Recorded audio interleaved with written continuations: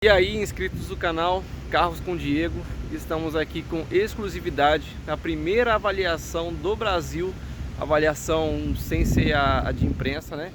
Do novo Peugeot 208 Style, na versão 1.0 com motor Fiat. Assiste essa avaliação até o final que vocês vão se surpreender, assim como eu me surpreendi com esse carro. São detalhes que eu não esperava, comportamento que eu não esperava, e uma beleza que eu já esperava, né? Assistam e fiquem com Deus.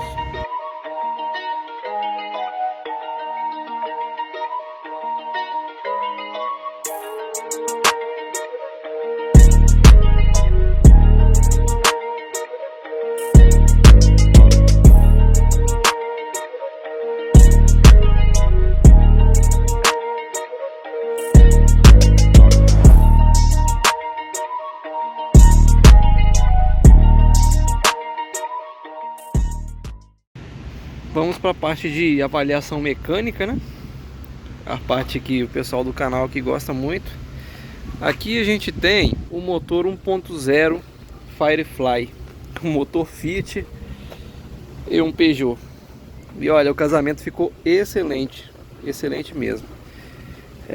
Hoje em dia, né, não existe mais esse negócio de tentar para ver, né? É tudo já testado em software, em programação, para depois fazer digamos assim, a adaptação em si do motor. Então toda a questão de manutenção, toda a questão de cabeamento, né? Não é que eles colocam o motor aqui para depois ver onde é que eles vão passar as coisas. É já tudo projetado previamente. Então, para quem, né, não sabe, já tem uma avaliação mais completinha desse motor no vídeo da nova estrada, mas vamos fazer um resumo das tecnologias desse motor. Primeiro, bloco e cabeçote em alumínio, comando de válvulas variável, que é um comando único, ele aciona as válvulas do escape e da admissão, Então ele vai, quando acontece a variação escape e admissão ao mesmo tempo, tá? Ele varia o tempo o atraso ou o adiantamento da abertura da válvula. Ele não atua no quanto a válvula abre, né? Então ele não tem, obviamente, o tanquinho de partida frio. Ele tem a parte de admissão aqui do combustível da galeria aquecida, tá vendo? Por uma resistência. Em relação a acesso à manutenção, vamos lá, facílimo. Ó, nível de líquido de arrefecimento, nível máximo e mínimo, bem visível. Como esse motor ele é todo de alumínio, esse líquido ele vai durar muito mais, né, do que um bloco de ferro. A aguinha do limpador do para-brisa e óleo do freio bem acessível.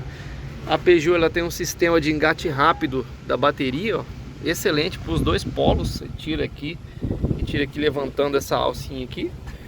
Parte de fusíveis e relés de motor está bem protegido, bem vedado aqui, ó, tem até umas travas de segurança aqui, e ainda tem digamos assim, uma advertência aqui para ensinar você a fazer chupeta e não colocar bateria de 12 volts. Parte de faróis full LEDs, a regulagem de altura é automática, né, através da carga e do peso que o carro tem. Ele já faz a regulagem do alto, de quão alto é o facho do farol, então você não precisa se preocupar com isso. Correia dentada não tem. Aqui é corrente de comando, prevista para durar mais ou menos o tanto da vida útil do motor. Temos aqui um alternador pilotado, que é um alternador inteligente. Quando você está precisando de mais potência, ele não atua, né, ele não carrega a bateria, para liberar mais força para o motor, né, digamos assim, porque quando ele está gerando energia, ele está pesando, né, para o motor. Então quando você está precisando de mais força ou em aceleração, ele não carrega. Quando você solta o pé que está gerando freio motor, aí ele já começa a carregar o máximo. O compressor do ar-condicionado é diferente do motor da Fiat, né, provavelmente pela posição de saída das mangueiras de alta e baixa. Falando sempre em ar-condicionado, as duas mangueiras vêm aqui Aqui, ó, para manutenção alta e baixa, facílimo. Aqui bem na cara, né? Muito tranquilo de mexer, para colocar o engate da máquina, caso precise. No mais é isso aqui. O módulo do motor está bem posicionado aqui no alto. Parte de arrefecimento, tudo engate rápido. Não tem nem braçadeira. O Fiat Pulse que eu filmei tem braçadeira e engate rápido. Esse aqui, só que você aperta esse negócio e puxa. Caso precise da manutenção, é bem mais rápido. E tudo na mão. Uma vantagem desse carro aqui em relação ao à própria aplicação na Fiat é porque eles tiveram que reprojetar a caixa de filtro de ar. Então ela saiu daqui de cima e veio para a lateral. Com isso você tem um melhor acesso às velas, bobinas e velas, que são bobinas individuais, e os bicos injetores. Você tem tudo acesso aqui, vela e bico injetor, com acesso mais facilitado, digamos, né? Até para a própria inspeção. Parte de filtro de ar veio para a direita, não temos mais o filtro aqui em cima. Coxim passou a ser o coxim hidráulico, e a diferença do motor Fiat. Em relação aqui, não temos uma manta acústica, e aqui atrás na parede corta-fogo também não tem manta. Logo quando eu vi, eu falei, ixi, esse motor pode ser que ele seja um pouco barulhento, né? Por ser um motor assim 1.0, mas de entrada, pode ser que, né, eles não investiram tanto em acústica nesse caso, mas andando com o carro, realmente eu vi que eles não colocaram porque não precisa.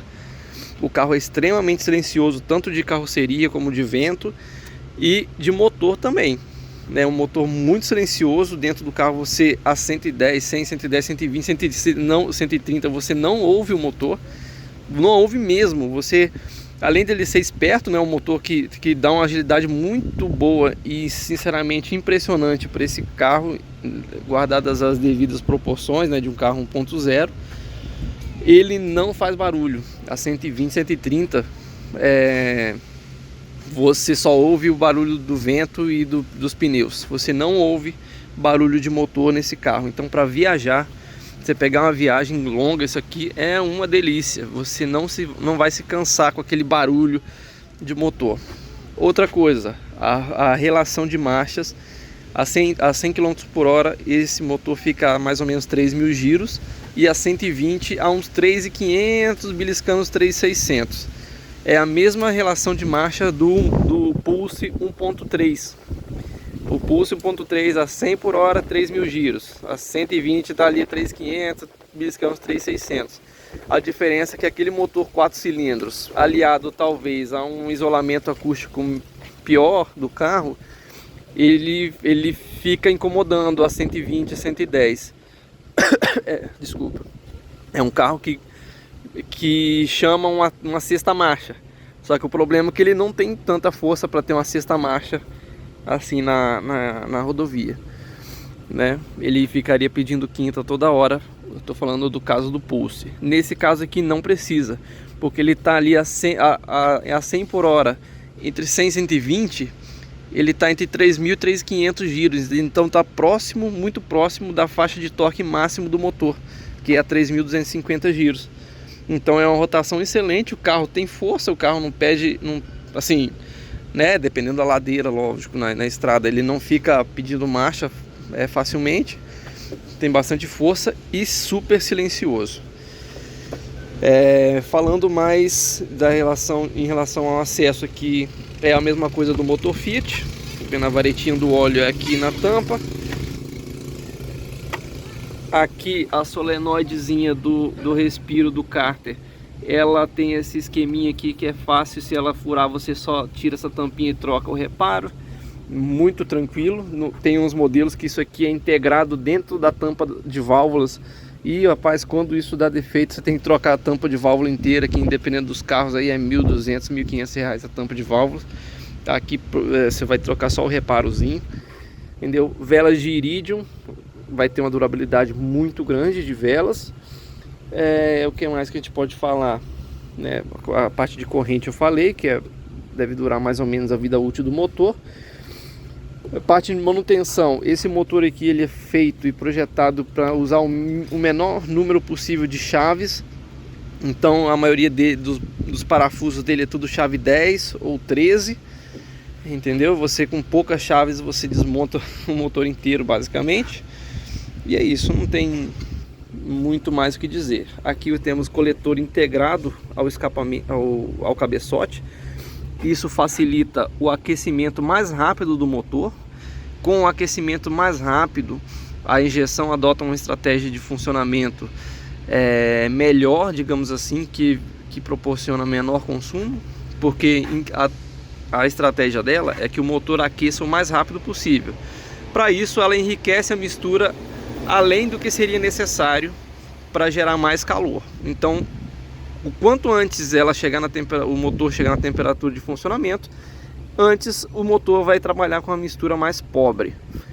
Um coletor desse aqui também integrado, ele tem a vantagem que ele é arrefecido por líquido de arrefecimento aqui dentro. Então tem canais de arrefecimento. O que isso agrega? O fato de que em altas cargas e em altas temperaturas, os gases de descarga eles saem numa temperatura um pouco mais baixa. Então você não tem o risco de danificar o catalisador por excesso de temperatura. Nos carros que não tem esse tipo de de coletor integrado, a injeção, quando detecta uma temperatura muito alta do catalisador, ela adota uma estratégia de mistura rica. Ela enriquece a mistura para sair combustível, digamos, cru da combustão, sem ser queimado totalmente, e esse combustível cru vai arrefecer o catalisador. Com isso, aumenta o consumo. Nesse caso aqui, não vai ter esse problema. É uma tecnologia do motor. Outra coisa, a parte de eixo virabrequim, ele é alguns milímetros distanciado do eixo dos pistões, né? Isso, digamos assim, fazendo um resumo, serve para que na hora da explosão o alinhamento entre a biela e o pistão e a camisa do cilindro, digamos assim, seja favorável para reduzir o atrito. Na hora que o pistão desce com força, a biela está menos dobrada, porque o eixo de baixo está posicionado numa posição mais alinhada, digamos assim, com o ciclo de combustão, e isso gera menos atrito nas laterais dos cilindros, né, entre o pistão e o cilindro na hora da explosão.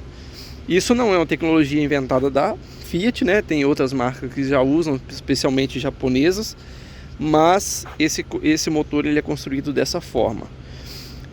O que mais podemos dizer? Esse aqui é o primeiro carro que eu vi. O escapamento é todo isolado. Olha, a gente pode ver o que passa ali, ó. Não dá para ver direito, mas tem um isolamento térmico em cima de todo o escapamento quando passa dentro do cofre do motor, tá? Já aqui na parte de baixo a gente tem uma manta de revestimento acústico aqui embaixo.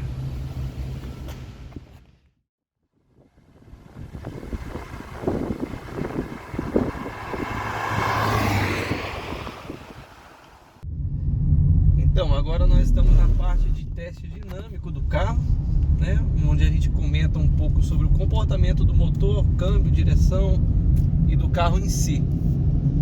O que a gente pode falar a respeito desse carro equipado com um motor 1.0?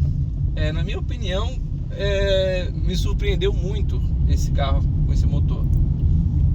Por duas questões. A primeira, desempenho. É um carro bastante esperto, ágil, mesmo com motor 1.0.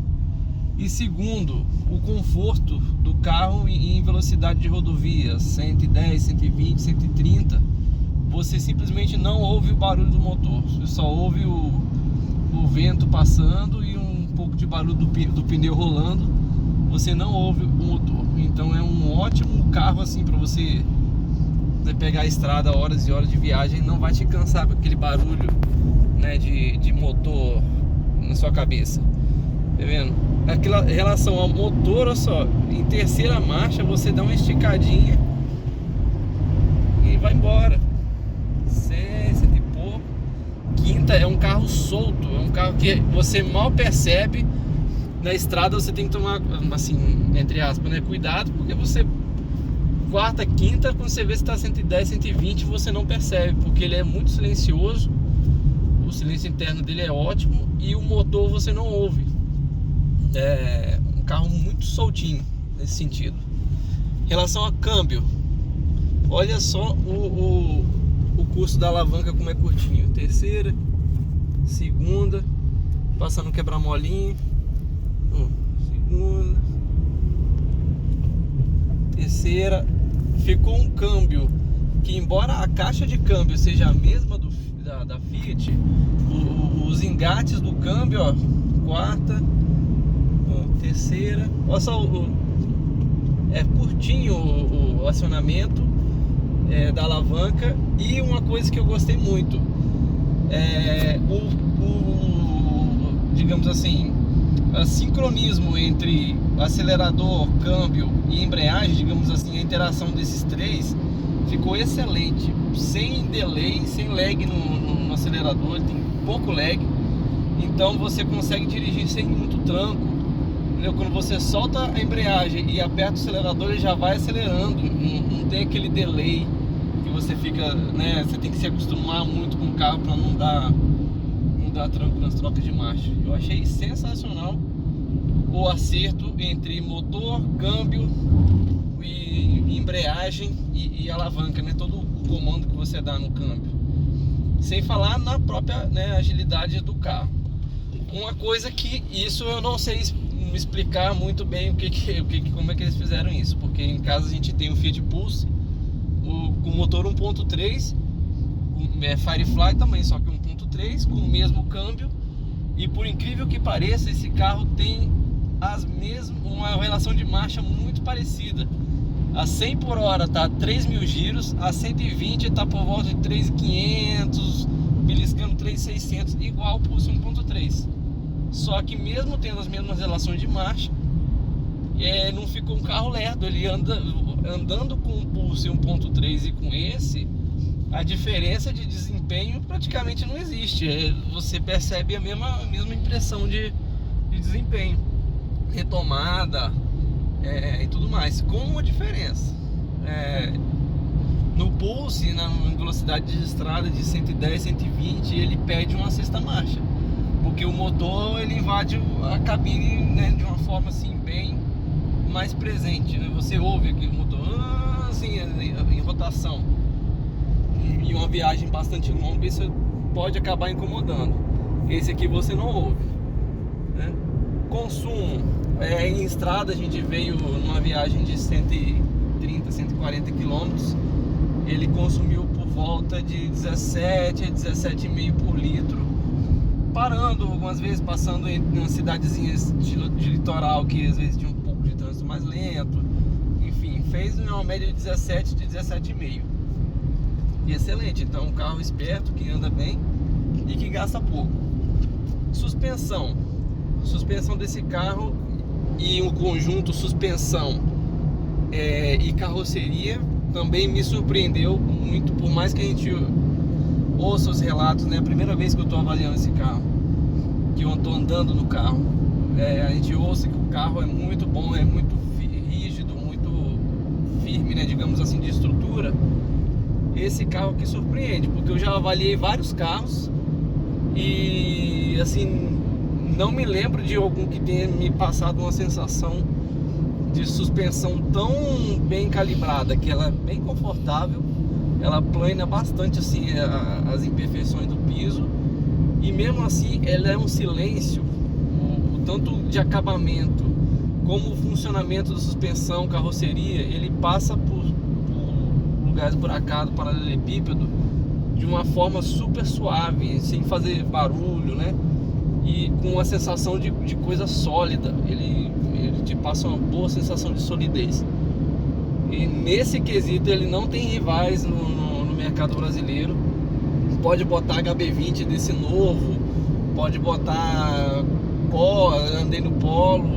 O Polo tem outras qualidades ótimas também, mas essa sensação ele não passa de solidez e conforto, né?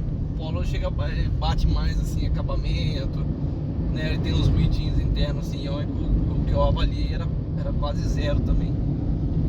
Então, questão de dirigibilidade, consumo, misto de dirigibilidade, consumo, conforto interno, relação entre câmbio, suspensão, embreagem, motor, tudo, eu creio que na categoria de 1.0 aspirado e até 1.3, né, nessa categoria de até pulso assim, ele não tem concorrente à altura no mercado brasileiro até hoje. É esse o meu veredito.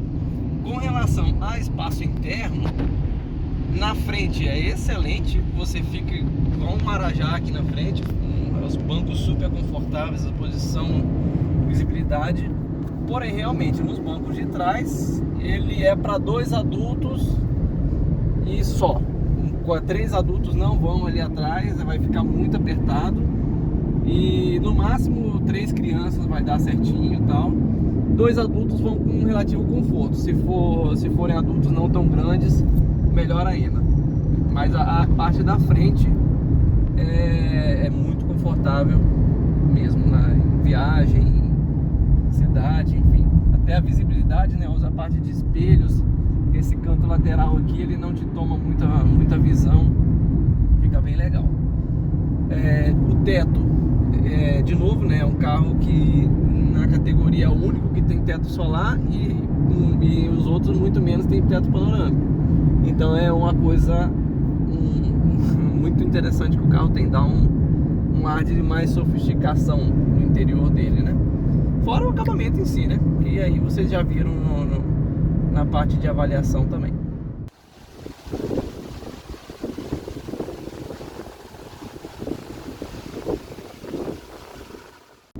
Vamos falar rapidamente aqui sobre o carro, né? Porque essas questões o pessoal já está cansado de saber.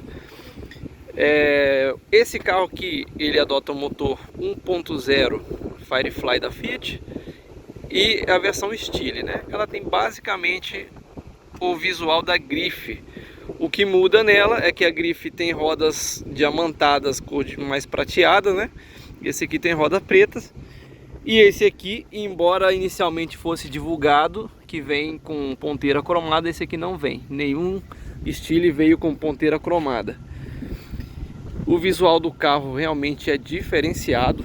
Ao vivo muito mais do que em vídeo, porque você tem uma noção melhor da tridimensionalidade do desenho, né? As formas, os relevos, os côncavos e convexos, digamos assim, da carroceria. Muito interessante. Essa parte de baixo aqui ao vivo também fica legal. Lateralmente assim fica como se fosse uma saia assim, um spoiler legal assim por baixo, dá uma esportividade legal ao carro. Aqui temos espelhos pretos, rebarbinha aerodinâmica junto com uma outra rebarba aerodinâmica embaixo. Esse carro é extremamente silencioso com o vento. Esse aerofólio também, ele é da versão grife, né, igual, e além de ser um detalhe estético, também ajuda na aerodinâmica. Até ó, ele tem uma curvinha assim para cima, tá vendo? Ele ajuda a soltar o fluxo de ar que passa por cima do teto, evitando que haja turbulência de ar por trás do carro, né? Esse detalhe aqui, ó, também serve para a mesma coisa. Ele dá uma quebradinha aqui nessa lateral aqui e evita que o ar, ao invés de descolar da lateral, ele fique turbilhonando aqui. Outro detalhezinho aqui também. Tem vários detalhes. Superfície envidraçada, bastante rente, tá vendo? Bem rente a carroceria. Os arcos de porta que muita gente na internet reclama dos Fiat. Pessoal, desculpa se tiver um barulho de vento aí, mas infelizmente eu tava num local ali, só que tá meio escuro para gravar. Aqui tá ventando um pouco. Pessoal que reclama dos Fiat, que tem aquela moldura de porta meio grosseira, né? Não é grosseira, mas não é muito sofisticada. Esse aqui não tem esse problema. Inclusive esse aqui resolve um elemento de design que é igual ao Fiat Argo e o Pulse, só que da maneira certa. Se você olhar essa parte aqui do Argo e do Pulse, ele é muito parecida, que ele vem reto aqui assim e aqui emenda com a coluna. É muito parecido mesmo, só que aqui é feito de uma forma muito mais sofisticada, né? É a questão de metalurgia mesmo do carro e de design.